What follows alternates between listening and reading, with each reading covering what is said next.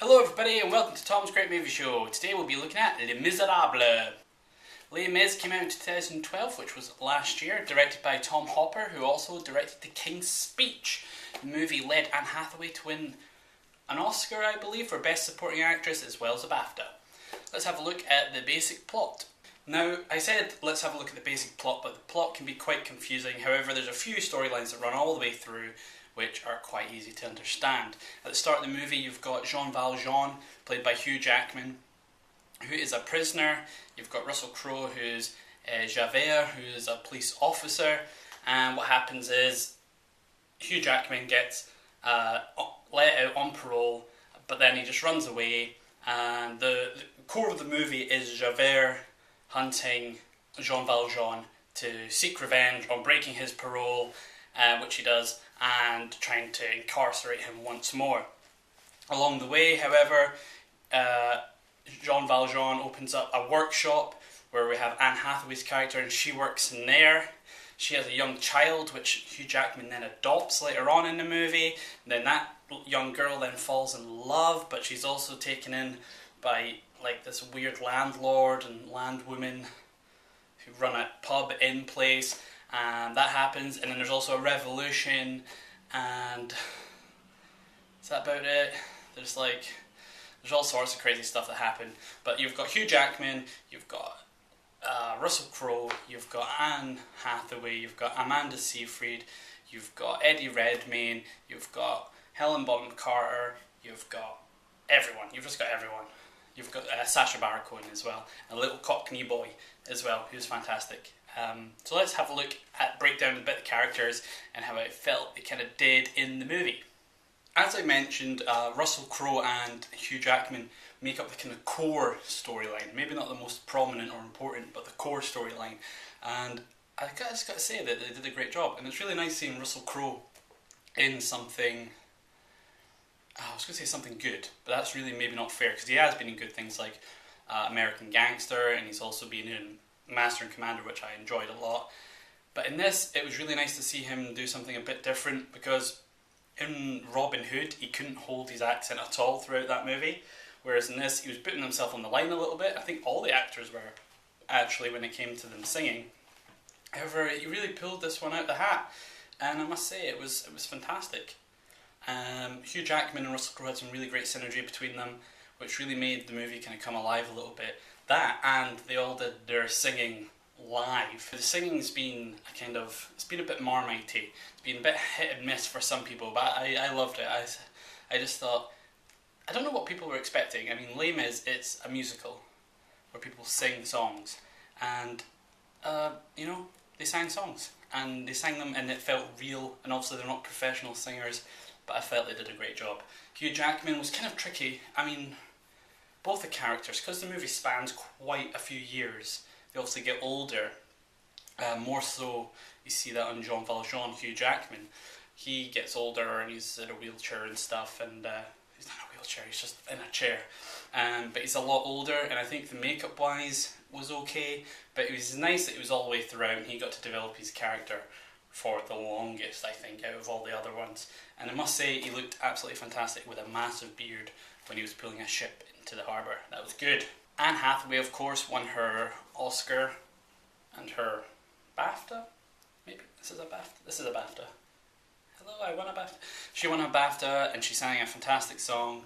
A lot of people complained that she wasn't in the movie for long enough, but I mean, if they would have to completely rewrite the story for her to be in the movie even more. The only downside to that was that everyone really liked her performance, and it won an Oscar, and no one else won an Oscar. So the movie kind of, in the eyes of the critics and the Academy, kind of just went like this downhill a little bit, which I think was fine. And I think there was a weird balance between the performances all the way through, where you had characters like Eddie Redmayne and Amanda Seyfried who didn't carry a vocal performance as well as the rest of the cast, in my opinion. So you had lesser characters singing better than the main characters, and that caused a weird kind of friction throughout the movie, I felt a little bit. But then maybe if the characters, their singing voice is related to their actual persona, and what they're like as people, and if that's a measure of their quality of person, then perhaps their lesser singing ability is actually very appropriate. Sacha Baron Cohen and Helena Bonham Carter, that's a lot of names, were kind enough to lend their comedy for some light relief in the kind of middle section of the movie. However, it felt really oddly weighted in terms of the whole movie, but they were such a fantastic duo, and like I said, with Russell Crowe and Hugh Jackman, the synergy between them was just fantastic, and they really made their characters come alive to an extent where you could actually see them doing the musical on the stage show. They had a real charismatic feel to the characters, and I'm not, have they worked before? They should work together more often. Maybe they have worked before, I'm not sure. I'm not good at movies. Other than Anne Hathaway, there was a couple of characters in there that really, really stood out. There was the young Cockney boy who was only in it a few parts, but he was really great. Little Cockney boy. That's a weird thing, they all have different accents, but they're all meant to be French, but the little Cockney boy was definitely Cockney. And there was the other singing girl that wasn't Cosette, but fancied Marius, Eddie Redmayne, and she could actually sing. Like, I think she's a natural singer, and she was just really, really great, so thumbs up to her. So, after characters, we usually talk about effects and things a bit. There wasn't there was actually some special effects, but mostly makeup was fantastic. The costumes and everything were really convincing. The stage was great. It didn't look too theatrical. It didn't look too much like props and stage set design, but actually went just a little bit further, and actually, you know, you got a real sense of the city and the scale, and especially when it came to things like the barricade, where on a stage that would take up a lot of space, whereas in a city it actually didn't, and actually seemed quite futile, but in a good way. Like, it was meant to look that way. Hugh Jackman got older, his makeup was good. Amanda Seyfried got older, but didn't look too good.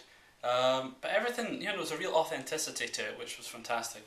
And there was a whole uprising thing. I don't really know much about the French uprising revolution, so it's really hard to comment on how truly authentic that was, but it seemed good. The props all, you know, they weren't all clean looking and sparkly, and it wasn't too Hollywood, so that was all really great. Oh, let's do a bit of good and bad. Anne Hathaway was fantastic, her solo was great, but on the bad side, the movie was just a slow decline. I felt the pace of the movie just slowly slipped away, and the performances just weren't as captivating all the way throughout. Good bit, they all sang their hearts out, and you could really feel that they were in character and really enjoyed being their characters, which was fantastic. But on the other hand, I actually felt the movie is just shy of 3 hours.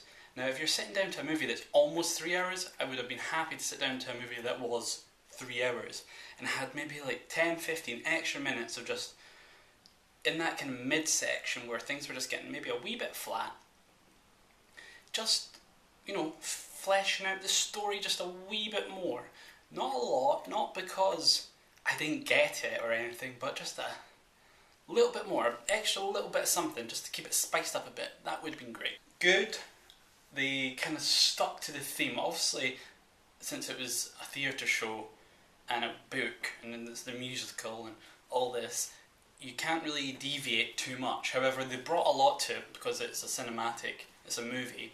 They could do a lot of things you don't get on stage. You could get, like, I think Mr. Hooper, the director, he likes to get up in people's faces with the camera and get all their emotions. And you can't do that on a stage because you're sitting in the crowd and you have to get your binoculars and everything's very far away, and that just really brought a really cinematic element without warping the story, and I think that was really important that they did that. Bad thing, I don't think people realised what the story actually was. I think everyone just kind of took for granted that Les Mis is such a big kind of cultural reference by itself, with all these songs that people kind of know, made famous by other artists, as well as through the musical. I don't think people I think people were expecting more love story rather than the kind of the religious aspect to it. Might have actually pushed a lot of people away, and there's all these people saying they walked out of the cinema because they didn't know what it was, and it's like, did you not watch the trailers to find out what it was? Which is good. I guess that's a good thing, that the hype was there, everyone was ready to hype, they had the right cast, all the right people, the right director in the right place. But the bad thing is people didn't really know what they were expecting. I don't think enough people would give the movie a chance. Good bit, the actors were all very convincing. I think a lot of them were really brave. Hugh Jackman, he's been Wolverine for however many years now. You know, Australia was quite good by Baz Luhrmann and stuff, but I was pleased to see people like that do this movie. People that necessarily, maybe even Eddie Redmayne, not made a huge name for himself, but really just put himself out there and thought, I'm going to give this a bash because this looks great. Hugh Jackman's a big name. Russell Crowe's a big name. They just really went for it. Anne Hathaway's career is just, she's on her way up. She's Catwoman, she's Fontaine. There was a real conviction in their performances. On the downside to that, maybe, I was going to say it could have been more gritty. It could be a bit more, a bit more grit, but actually there were some parts of it that were pretty gross, pretty realistic, in your face, not overly graphic, but it kind of insinuated a lot of graphic material. A good thing, they brought the musical to a new generation. I think they always try to do this, take the story, show it to new people, so that new people can enjoy it for longer now. There's the stage show which has been running, there's the movie which will be DVDs and Blu-ray probably, it's on the internet, you can download it and you can buy it and everyone can watch it every Boxing Day with their whole family round, and they'll probably do a karaoke version that everyone loves. So there's that. I guess that's the bad thing as well. Like, if you don't know the words to all the songs, you may not have enjoyed it as much as someone that did. However, for Les Miserables, just because of how much I felt the actors really put into the movie, I'll probably give it a big 8 out of 10. I just loved the costume, loved the songs, most of the songs, loved that little Cockney boy, the story was good. It was good. It was all good. I like Javert. I like Jean Valjean. I like there's some guns and explosions, and I'm a big fan of Mr. Cohen as well as Miss Carter. It's all very good. All very good. 8 out of 10. Go watch the movie. Go, or you just go on Spotify, listen to the soundtrack, and just like cry for a little while. That's an option too. Thanks for watching. I'll see you next time. Bye!